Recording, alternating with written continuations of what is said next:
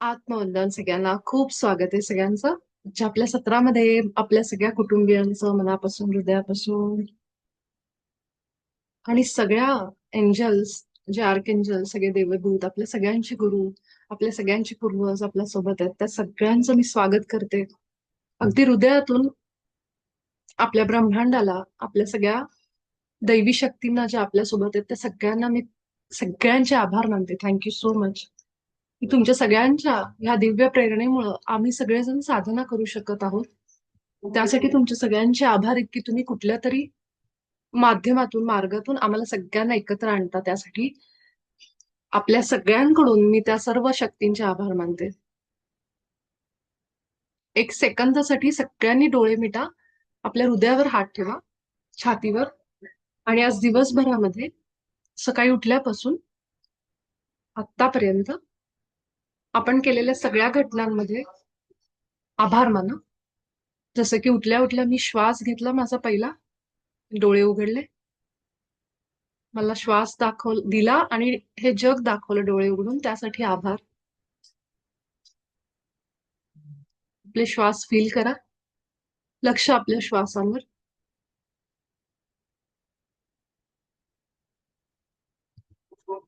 त्यानंतर आपण जे काही अन्न ग्रहण केलं असेल, आपण पाणी प्यायलं असो, तर त्या ऊर्जेचे पण आपण आभार मानू.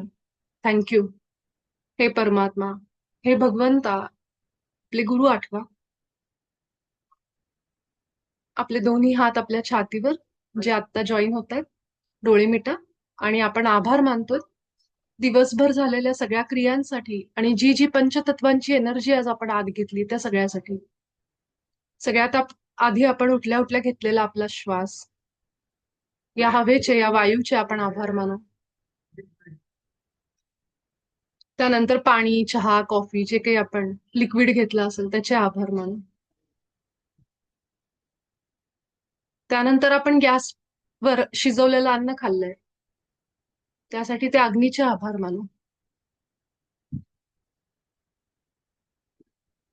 आपले श्वास फील होतात का? त्यानंतर आपण जमिनीवर पाय ठेवलाय, त्यासाठी पृथ्वी मातेचे आभार मानू. आपल्या आजूबाजूला असलेली हवा, हे आकाश, स्पेस, याचे आभार मानू. आपल्या गुरूंना, आपल्या इष्ट देवतेला आपल्या डोळ्यासमोर आणा. माझ्या आयुष्यात असलेल्या सर्व सुखसोयींसाठी, माझं घर, घरात असणाऱ्या वस्तू, जे काही फर्निचर आहे, या सगळ्या वस्तूंसाठी, माझ्या अंगावरची वस्त्र, या सगळ्यांसाठी मी आभार मानतो. मला आज मिळालेलं अन्न, पाणी, हवा, यासाठी मी आभार मानतो. आपल्या हृदयातून तो आभार फील करा, ती कृतज्ञता, तो धन्यवाद, प्रेम, नम्रता. आपल्या हृदयातून आपल्या गुरूंपाशी, जी कुठली आपली इष्ट देवता, कुलदेवता आहे, तिला स्मरण करून पाठवा. एका क्षणामध्ये तुमच्या कुलदेवतेपर्यंत तुमचा आभार पोचलाय, धन्यवाद पोचलाय, आणि प्रचंड प्रमाणात तिच्याकडून, त्या देवतेकडून ती ऊर्जा तुमच्यापर्यंत पोचली आशीर्वादाच्या रूपाने. ही एक प्रकारची स्तुती आहे, एक प्रकारचं स्तोत्र आहे, जे साध्या सरळ भाषेत आपण म्हणतोय की मी आभार मानतो मला मिळालेल्या सगळ्या आज दिवसभरातल्या गोष्टींसाठी. जे काही पैसे खर्च केले असतील, कुणी माझ्याकडे कामाला आलं असेल, माझी मदत केली असेल, त्या सगळ्यासाठी खूप खूप हृदयातून तुझे आभार हे परमात्मा, हे भगवंता.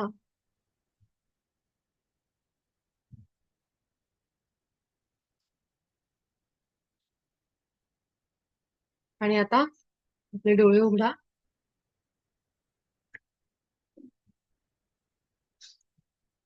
ह्या पद्धतीने आपण रोज आपल्या हृदयावर जाऊन आभार माना. जे आपल्या आयुष्यामध्ये चांगल्या गोष्टी आहेत त्या आठवून आठवून जितकी आपण त्याची आठवण करू दिवसभरामध्ये, तुम्हाला जाणवेल काही दिवसांमध्ये त्या गोष्टींमध्ये वाढ होतीये. आपोआपच काही लोक आपल्याकडे अशी येतात जी आपल्याला मदत करतायत. लोक आपल्याकडे आकर्षित होत आहेत. कुठल्या ना कुठल्या माध्यमातून स्वतःहून हात पुढे करून मदत देत आहेत. म्हणतात ना की you create your on reality. आपणच आपली रियालिटी क्रिएट करतो. कशा पद्धतीने? ह्या पद्धतीने. प्रॉब्लेम्स तर सगळ्यांच्या आयुष्यात आहेत. असा कुणी व्यक्ती नाहीये जो इथं म्हणतोय की मला काही प्रॉब्लेम नाहीये, मी खूप खुशीत आहे, खूप आनंदात आहे. तो तसं म्हणत असेल पण त्याच्याही आयुष्यात काहीतरी दुःख असेल. पण जर तो तसं म्हणत असेल तर तो खरं सकारात्मक व्यक्ती आपण म्हणू शकतो.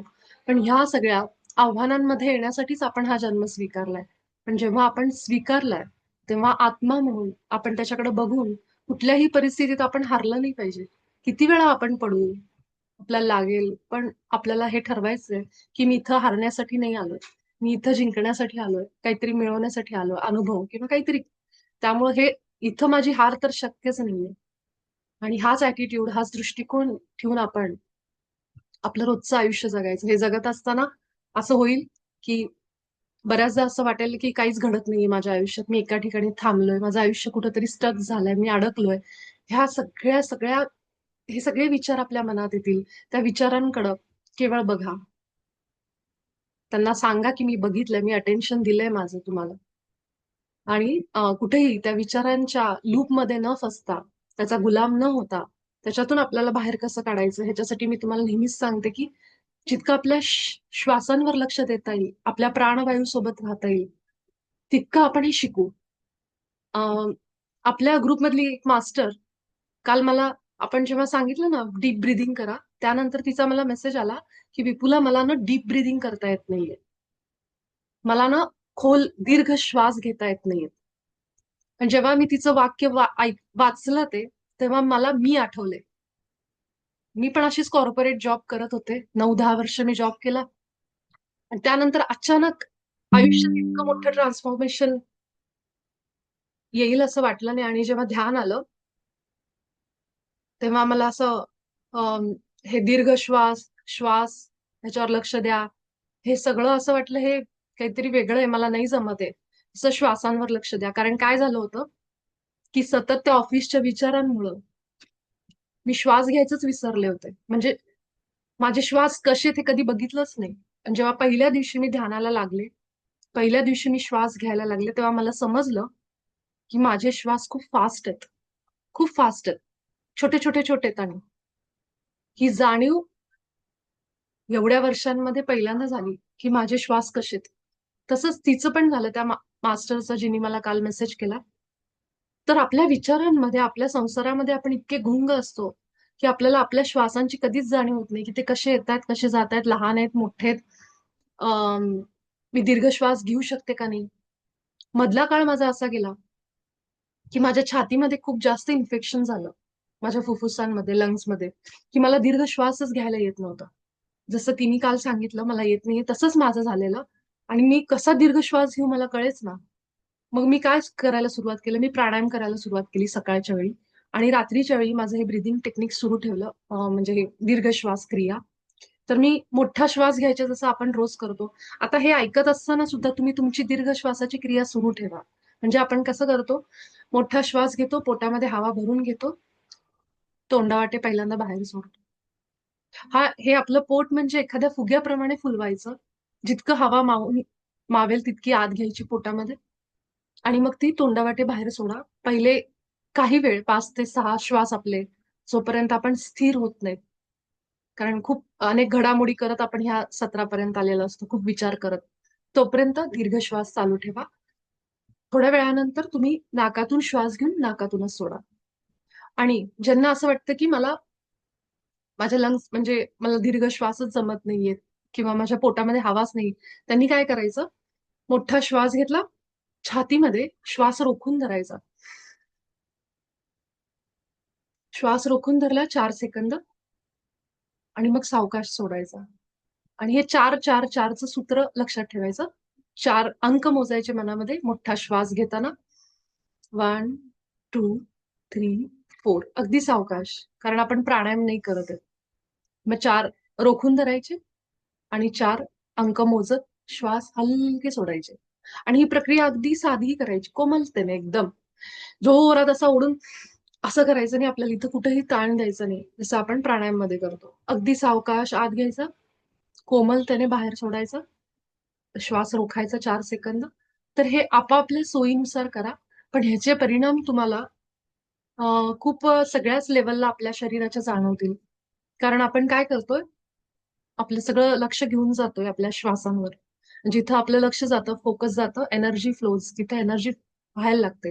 मग आपण जर आपल्या श्वासांना एनर्जाइज केलं आणि मग ते प्रत्येक पेशीमध्ये चाललंय, तर विचार करा प्रत्येक पेशीला, छोट्या-छोट्या सगळ्यांना, सेल्सला एनर्जी मिळायला लागेल.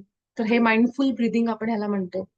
त्यातनं ही क्रिया आपल्याला, आपल्याला इंट्युशन वाढलेलं जाणवतील. 8 ते 10 दिवसातच फरक जाणवेल, की तुम्हाला समजायला लागलंय, की माझ्या मनात काय विचार येतायत. आत्ता मी कुणाला तरी फोन करायचा विचार केला आणि त्याच माणसाचा फोन आला. आत्ता मी कुणाला काहीतरी कोणी मला भेटेल, काहीतरी खायचंय, असं हे जे होतं ना, हे सगळं तुम्हाला जाणवेल, की हे जास्त प्रमाणात व्हायला लागेल. इव्हन नंबर्स जास्त दिसायला लागतील तुम्हाला. कशामुळं? की तुम्हीच तुमच्या श्वासांवर लक्ष देतायत, जाणीवपूर्वक श्वास घेतायत. तर काल त्या मास्टरला पण मी हेच सांगितलं, कारण मी पण एका फेजमधनं अशी गेली, जिथं मला अजिबात मोठे श्वास घ्यायला जमतच नव्हतं. आणि हे कधी? जेव्हा मी नुकताच माझा जॉब सोडला होता आणि मी अगदी सुरुवात केली होती ध्यानाला. त्यावेळेस मला पहिल्यांदा खूप हे झालं, की श्वास कसं घ्यायचा, काय घ्यायचा, मला काही समजत नव्हतं. इतकी मी माझ्या त्या आयुष्यात आतमध्ये खोलवर गेले होते. आणि इतक्या विचारांमध्ये असायची, कायम विचार, ओव्हर थिंकिंग म्हणतो ना आपण, सतत विचार, फक्त ऑफिसचे, घरचे काय असतील ते. तर ह्यासाठी अ, हे टेक्निक तुम्हाला उपयोगाला पडेल. ह्याच्यामध्ये तुम्ही तुमच्या सोयीनुसार अजून बदल करू शकता. मी सांगते म्हणून 4-4-4च नाही करायचं.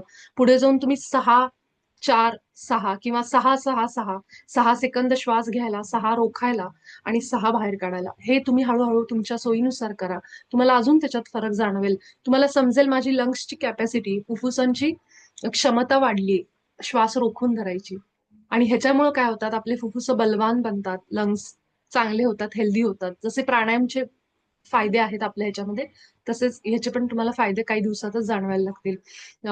तुमच्या इथे ऑक्सिजन नीट जातो, तुमच्या छातीला भरपूर ऑक्सिजन मिळेल, पोटाला मिळेल. हे आपण एक प्रकारचं बेली ब्रेदिंग केलं. पोटामध्ये हवा भरून घेतली, छातीत हवा भरून घेतली. या दोन्ही पद्धतीने आलटून पालटून तुम्ही ही क्रिया करायला सुरुवात करा. एक वेळ अशी पण येते, की जेव्हा तुम्ही पोटातून हवा घेता, तेव्हा छातीत पण घ्या. दोन्हीमध्ये एकदम हवा भरून घ्या आणि मग एकदमच सावकाश अगदी हळूवार सोडा. तर हे मी काल, तो खास मला सारखं तो संदेश माझ्या डोक्यात येत होता. म्हणून मी पुन्हा लिहून ते पाठवलं, की नक्की हे करा. आणि thanks to that master who has shared me her problem, की हे असं झालेलं आहे म्हणून. त्यामुळे मला हे अजून तुम्हाला सगळ्यांना सांगावंसं वाटलं. दुसरी गोष्ट आज अशी घडली, की एक व्यक्ती माझ्यासोबत आज जोडली गेली टॅरो कार्डसाठी. आणि तिच्या आयुष्यामध्ये ती दत्त महाराजांची भक्त निघाली पुन्हा एकदा. म्हणजे दत्त महाराज जसं सुरू आहे ते कुठंतरी कनेक्शन सगळ्यांचं जुळून यायला लागले बरोबर. आणि तिच्या काही टेस्ट केल्या गेल्या, सगळे रिपोर्ट्स नॉर्मल आले, सगळे रिपोर्ट्स म्हणजे एकही कशातही प्रॉब्लेम नाही, फक्त हिमोग्लोबिन मध्ये थोडंसं कमी आलं. डॉक्टरांकडे गेली, होमिओपॅथीच्या.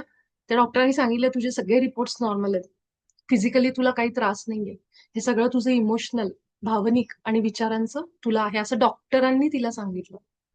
आणि त्यानंतर तिच्या शरीरावर परिणाम दिसतच होते. काहीच नाही रिपोर्टमध्ये, तर सगळं नॉर्मल. डॉक्टरांना पण कळेना. त्यांनी सांगितलं की तुझं काहीतरी इमोशनल आहे. आणि त्याचप्रमाणे जेव्हा तिने मला आज ह्या गोष्टी सांगितल्या, मी पण तेच सांगितलं की हे सगळं आपल्या इमोशनली आणि विचारांचं असतं, की जे शरीरामध्ये दिसून येतं. आणि त्याच्यानंतर तिने मला तिची स्टोरी सांगायला सुरुवात झाली, की कसे दत्त महाराज तिच्याशी जोडले गेलेत. तर सांगायचा हेतू असा, की दत्त महाराज असतील किंवा आपल्या सगळ्यांचे गुरु असतील, कुठल्या ना कुठल्या माध्यमातून ते आपल्या भक्तांना ध्यान आणि रेकीशी जोडतायत. हे जे मी तुम्हाला सांगते, ते पुन्हा एकदा आज मला दिसून आलं. ती जेव्हा मला सगळं सांगत होती, मी जेव्हा तिचं ऐकत होते, तेव्हा माझ्या आतूनच मला असे संदेश येत होते, की तिला काय सांगायचंय, काय नाही. तर आज मला वेळ तसा कमी होता, म्हणून मी तिला थोडक्यात सांगितलं, की तू ध्यान आणि रेकीला सुरुवात कर. एकदा तुझी चक्र बॅलन्स व्हायला लागली, की तुला जाणवेल, की तू ध्यान आपोआप करायला लागलीस. तर तिला मी रेकीचा पण सल्ला दिला. पण हे सगळं करत असताना मला एकच गोष्ट समजत होती, की महाराज दत्त महाराज किंवा आपल्या सगळ्यांचे गुरु कसे सगळीकडे लिंक जोडतायत आणि त्या लोकांना खेचून आणतायत ज्या लोकांना आता पुढच्या स्टेपला जायची गरज आहे. त्या व्यक्तीची पण जी जी माझ्याशी कनेक्ट झाली तिची पण भरपूर उपासना झाली दत्त महाराजांची. आणि गिरनारला जाऊन आली ती सगळ्या दत्तस्थानाला ती पहिल्यांदा दत्तस्थानाला जाऊन तिने भेटी दिल्या. पिठापूर असेल, गिरनार असेल आणि त्यानंतर तिच्या आयुष्यामध्ये गुरुचरित्र यासारख्या पोथ्या आल्या. म्हणजे उलट झालं. लोकांचं होतं की पहिली भक्ती येते आणि मग ते स्थानाला भेट देतात. पण तिच्याकडं ती पहिली स्थानांवर गेली आणि नंतर ती पोथी वगैरे वाचायला लागली. तर त्यामुळे महाराजांचीच खरं कृपा की तिला एक प्रकारे महाराजांनी रेकी आणि ध्यानाकडे जाण्यासाठी पुश केलं की तू आता पुढच्या स्टेपला जा साधनेच्या तुझ्या. त्यामुळे इथं असल्यानंतर सगळ्यांना मी जे नेहमी म्हणते की सगळ्यांनी लक्षात ठेवा की इथल्या प्रत्येक व्यक्तीवर गुरु महाराजांची, दत्त महाराजांची, आपल्या सद्गुरूंची कृपा आहे. त्याच्याशिवाय इथं कुणीच येऊ शकत नाही. रेकी कधीच कुणाच्याही इच्छेने मला रेकी शिकायची म्हणून नाही. रेकी ज्याला ज्याच्याजवळ जायचंय त्याच्याजवळ ती जाते, त्याला निवडते, त्या व्यक्तीला. त्यामुळं समजून घ्या की आपण सगळे किती दिव्य आहोत. प्रत्येक जण इथला प्रत्येक व्यक्ती कुणाच्याही असं मनात असेल की माझ्याकडनं खूप वाईट कर्म घडलीत, मी काही तेवढा लायक नाहीये, मी पात्र नाहीये, असं जर तुम्हाला वाटत असेल तर ते पहिलं मनातनं काढा. कारण असं काही नाहीये. हे सगळं द्वैत आहे जे आपल्याला चांगलं आणि वाईट फक्त शिकवतं, दाखवतं. कारण दोन डोळे आहेत. पण प्रत्यक्षात बघायला गेलं तर तो एकच आत्मा आहे. तो किती का वाईट कर्म करेना पण तरी सुद्धा तो त्याला प्रिय आहे कारण तो त्याचा अंश आहे. ह्याप्रमाणे ही खरं अद्वैत आहे जे आपण काल बोलत होतो की महावतार बाबाजींचं युनिफाईड की समोरचा आणि मी एकच आहोत वगैरे हे जे काल आपलं झालं तेच. तर त्याप्रमाणे या गोष्टींकडे बघायचं की चांगलं वाईट काही नाही. मी सुद्धा तोच आत्मा आहे.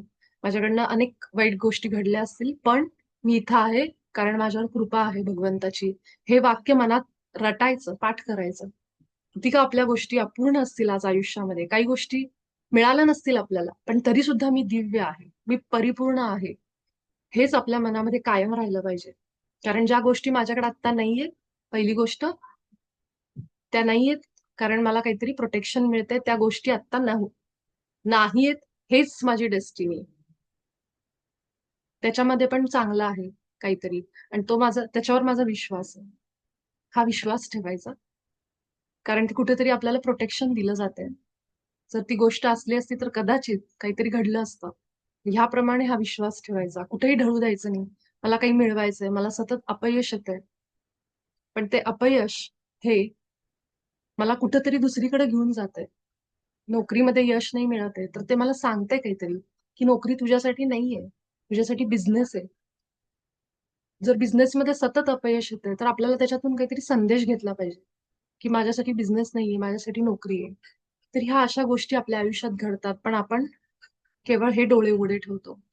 जो आपला आज्ञाचक्र आहे, जो आपला थर्ड आहे, त्याच्याने आपण बघतच नाही. कारण हा जो इथला नेत्र आहे, तो ह्या दुनियेपेक्षा वेगळं दाखवतो आपल्याला. त्याच्या मागचं जग, जे आपण चेतनेने समजून घ्यायचं असतं, बुद्धीने समजून घ्यायचं असतं. हे डोळे तर फक्त आपल्याला हे द्वैत दाखवतात. पण हा डोळा असा आहे, की जो आपल्याला विचार करायला भाग पाडतो, निर्णय घ्यायला भाग पाडतो, विचारांमध्ये स्पष्टता देतो. ठीक आहे? तर ह्याच नोटवर आपण आजचं आपलं सत्र सुरू करू. मी फक्त बघते कोणी नवीन जॉईन झालंय का. हम्म, नाही, सगळे जुनेच आहेत. तर आपण सत्र सुरू करू. आपण सगळेजण प्रार्थना तर केलीच आहे, आभार मानलेतच. तर आपण आपले दोन्ही हात आपल्या मांडीवर घेऊन जाऊ. तुम्हाला हात जर असे थोडे एकमेकांवर घासायचे असतील तर थोडे गरम होऊन मग मांडीवर ठेवू.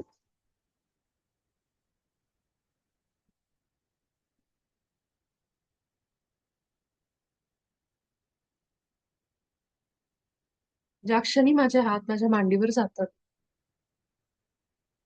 त्या क्षणी आपल्या सगळ्यांचं लक्ष, आपला फोकस आपल्या माकड हाडावर खालच्या बाजूला गेलं पाहिजे.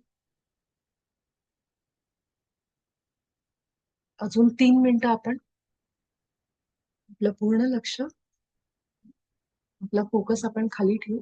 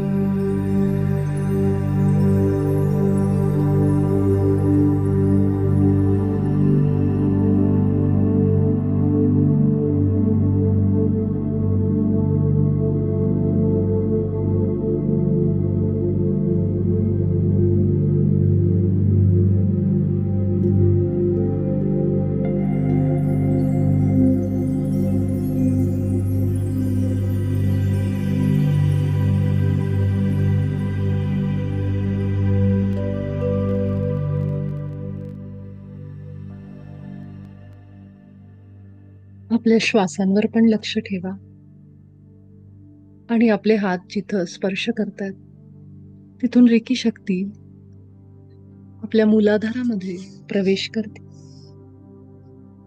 हे रेकी मा, हे रेकी शक्ती माझ्या मूलाधार चक्राला पूर्णपणे संतुलनात आणा.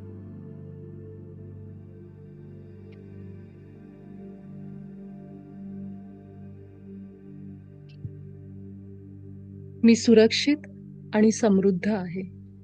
मी सुरक्षित आणि समृद्ध आहे. I am safe. आयुष्याच्या प्रवासावर माझा पूर्ण विश्वास आहे. I trust the process of life. जे काही होत आहे त्याच्यावर माझा पूर्ण विश्वास आहे. मी अगदी योग्य वेळी, योग्य ठिकाणी, योग्य लोकांसोबत आहे. जिथं असायला पाहिजे तिथं. सोडून द्या आपलं नियंत्रण, सरेंडर करा त्या परमशक्तीला. आपले प्रयत्न करून झालेत. आता त्या शक्तीवर सगळं सोडून द्या.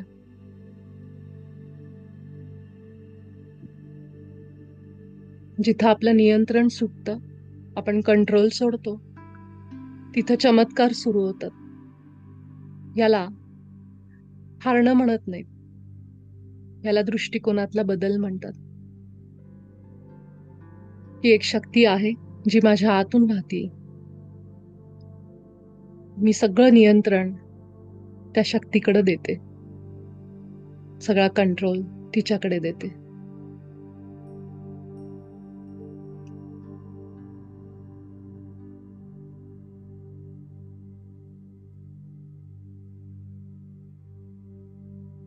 आपल्या मूलाधार चक्रावर वाहणारी रेकी माता, रेकी शक्ती तळपायापर्यंत सगळी ऊर्जा प्रवाहित करत आहे. जे काही ब्लॉकेजेस असतील, अडथळे असतील, ते दूर होत आहेत. आपल्या कमरेपासून जिथं आपलं शरीराचं बुड आहे त्या बुडापासून तळपायापर्यंत सगळा भाग एखाद्या स्कॅनर प्रमाणे हळूहळू बघा. फील होऊ देत आपले पाय, गुडघे, मांड्या, आपल्या कमरेचा भाग सगळं फील करा. जाणीव होऊ दे. तिथलं वजन हे सगळं जाणवलं पाहिजे. हीच असते रेकी शक्ती. जिथं आपलं लक्ष तिथं ऊर्जा प्रवाहित होते.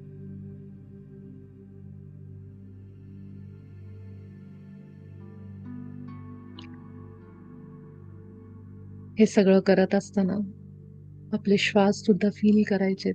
आपल्या श्वासांसोबत राहायचंय.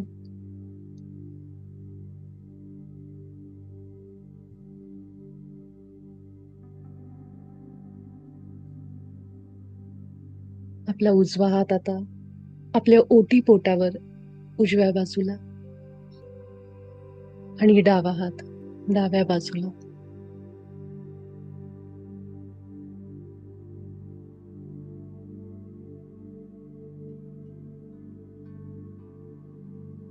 हे स्वादिष्ठान चक्र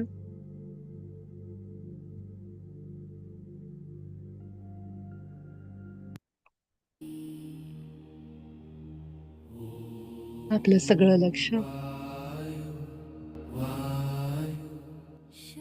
आपल्या ओटीपोटाच्या पुढे मागच्या भागावर संपूर्ण गोलाकार ही शक्ती पोटामध्ये फिरतीये असं फील करा. नारंगी रंग, ऑरेंज कलर या भागामध्ये कल्पना करा. माझ्या भावना, विचार संतुलनात येत आहेत. माझे हार्मोन्स संतुलनात येत आहेत. क्रिएटिव्हिटी दिवसेंदिवस वाढतीये. माझ्या किडनींचं वर्क, त्यांचं काम अगदी व्यवस्थित पार पडत आहे.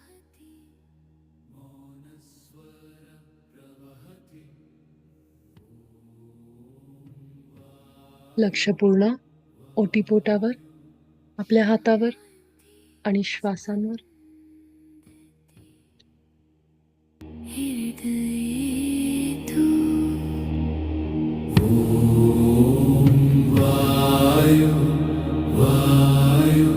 शान्ति स्पन्दति हृदये तु।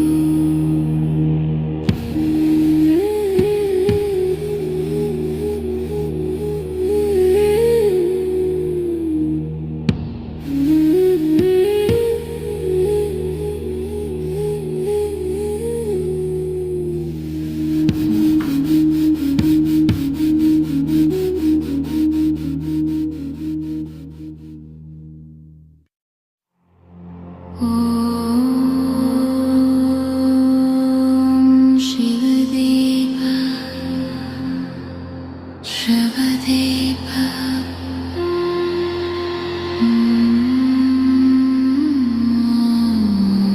शिवदेव शिवमार्गे शान्ति स्रवति हृदि दीपो जागर्ति मौनतः। ॐ शिवदीप्ति शिवदीप्ति अनन्तप्रभावति।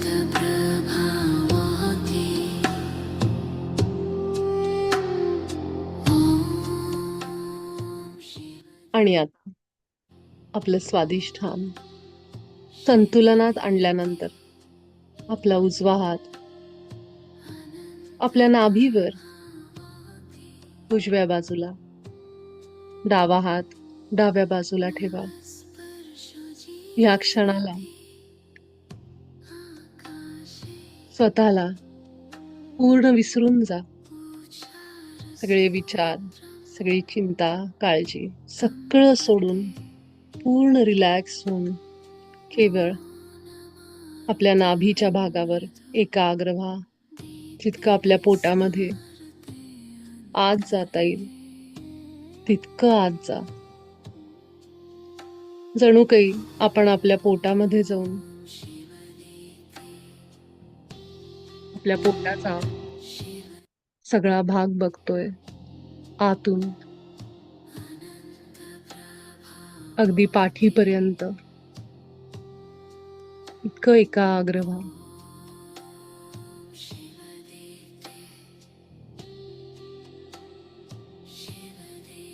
पूर्ण एकाग्र.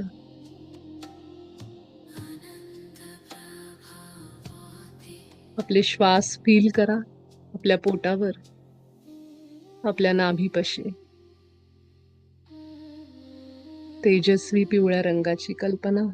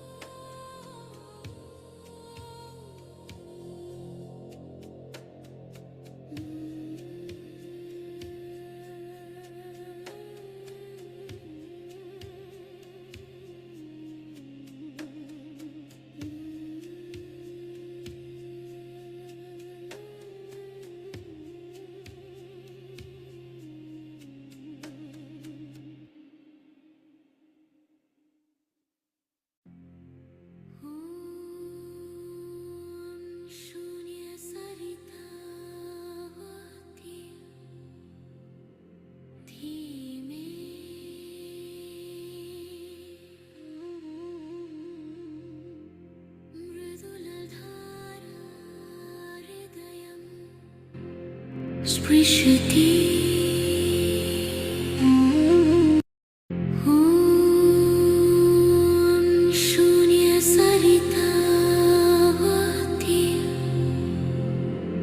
धीमे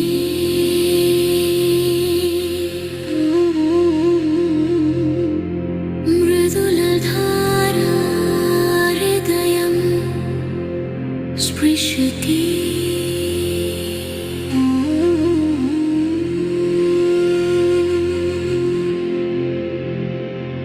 ॐ नादः प्रवहति अनन्ततः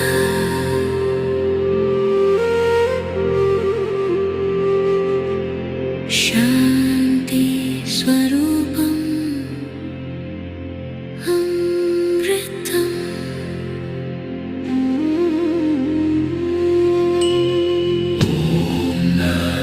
प्रवहति नादः प्रवहति नादः प्रवहति नादः नादः प्रवहति नादः प्रवहति नदः नादः प्रवहति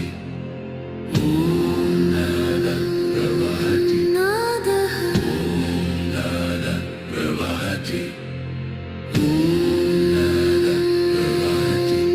प्रवहति नादः प्रवहति प्रवहति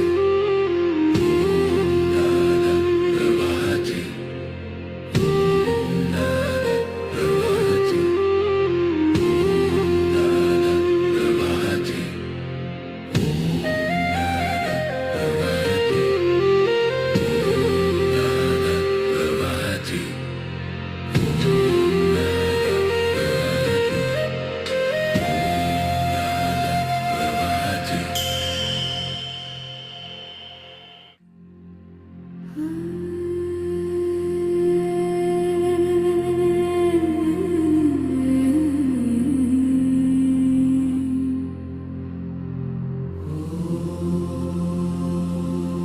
शान्तिरहं शुभम्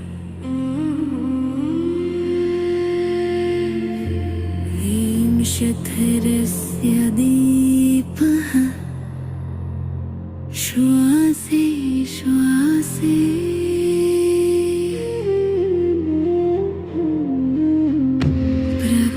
प्रकाशधारा पतति अन्तर्मनसि प्रकाशः प्रकाशः आणि या अद्भुत हृदयावरच्या रेखीनंतर आपला उजवा हात आपल्या आज्ञाचक्रावर आणि डावा हात आपल्या विशुद्धीवर गळ्यावर ठेवा.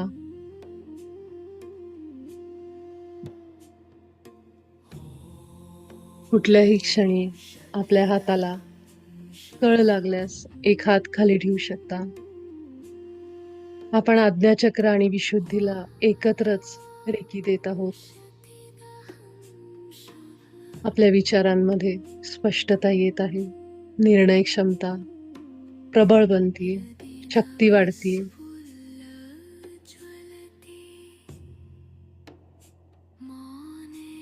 जितके विचार गरजेचे आहेत तितकेच विचार माझ्या डोक्यात येतात. मी विचारांच्या बाबतीत जागृत आहे. मी सतत वर्तमानात असते. माझ्या वाणीमध्ये मधुरता आहे, नम्रता आहे. माझी वाणी इफेक्टिव्ह आहे, प्रभावी आहे. जिथं बोलायचंय तिथं मी स्पष्टपणे व्यक्त होते, बोलते. ज्या गोष्टी मला करायच्या आहेत माझ्या आयुष्यात, म्युझिक असेल, डान्स असेल, गाणं असेल, ते मी करते. जी कुठली कला मला आवडते, जी माझी इच्छा आहे ती मी पूर्ण करते.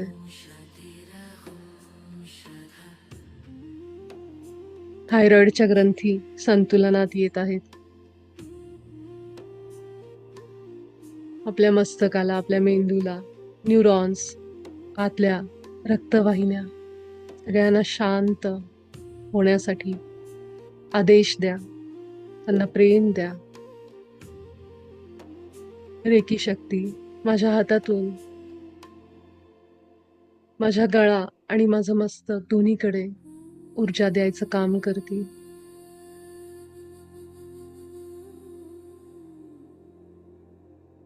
अजून काही सेकंद आपण ह्याच अवस्थेमध्ये आणि मग हळूवार तुमच्या वेळेनुसार आपले डोळे उघडा. काही क्षण ह्याच अवस्थेत राहा. आपण सगळे भेटू उद्याच्या सत्रात. खूप धन्यवाद.